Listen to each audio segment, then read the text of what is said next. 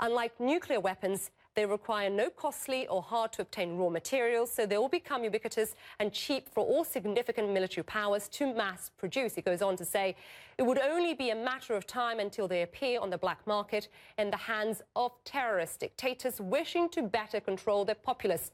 Warlords, it says, wishing to perpetrate ethnic cleansing and much more. Well, for more, I want to bring in the man who heads the organization that launched that appeal for a ban on killer robots. That's Mark Tegmark, who's president of the Future of Life Institute. He's also a physics professor at MIT, from where he joins us now. And Mark, you're among the 1,000 artificial intelligence specialists who put together this open letter that we just mentioned. Tell us why you're calling for a global ban on killer robots, in specific details, if you can.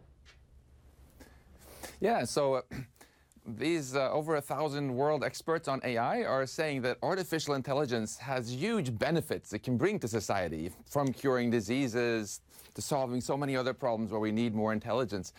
But making autonomous offensive weapons is not one of those benefits, and that's something we should really steer clear of. For example, if a bunch of drones just show up and start killing people, you have no idea who even sent them, and this makes them a perfect weapon for terrorists, groups like ISIS, who can greatly benefit from acting anonymously and with impunity. Sure, but let's talk a bit about robot soldiers, because, you know, they're still, I believe, confined to the drawing board. How soon do you think military, realistically, think, could be fielding one?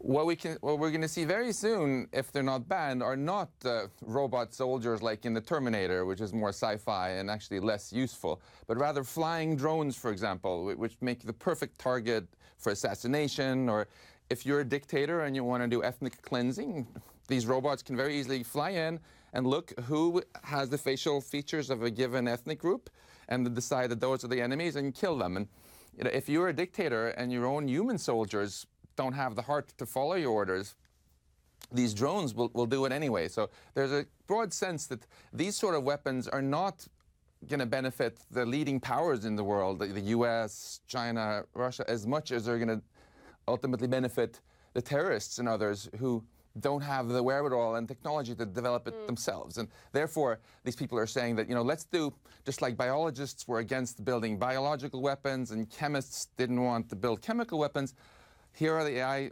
communities saying, hey, let's use AI for good and not build these offensive AI weapons. Max, stay with us for a minute, because I want to bring our viewers up to just explain a bit about Asimov's laws. I'm sure you'll be able to explain it better than I can. But, you know, science fiction writers have warned the use of threat posed by killer robots for decades. And one of the genre's giants that I'm sure Max knows is Isaac Asimov, who tried to avoid this with 3 laws of robotics. And just for our viewers, I'm going to break it down for you.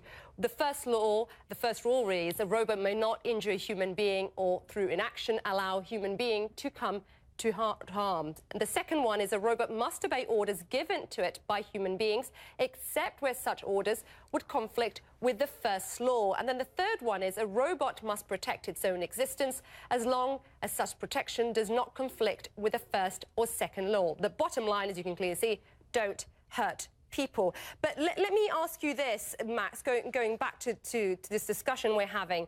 You know, I was reading an interesting article in the Financial Times today, and the Pentagon is one of the biggest backers, I believe, according to the FT, of robotic research.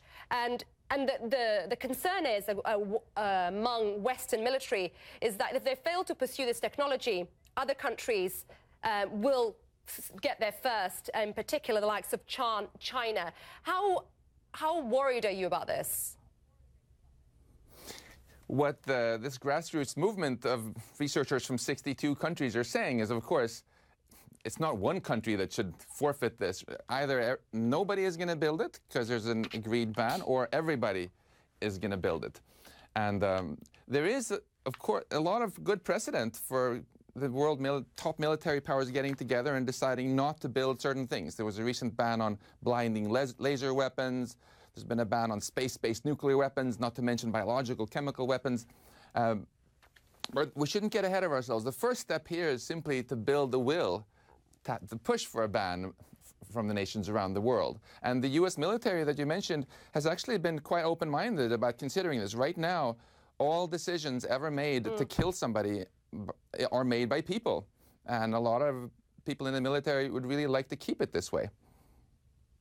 Max Tegmark, the president of the Future of Life Institute, thank you very much. It's a fascinating discussion. I'm sure we'll talk again. Thanks, Mark.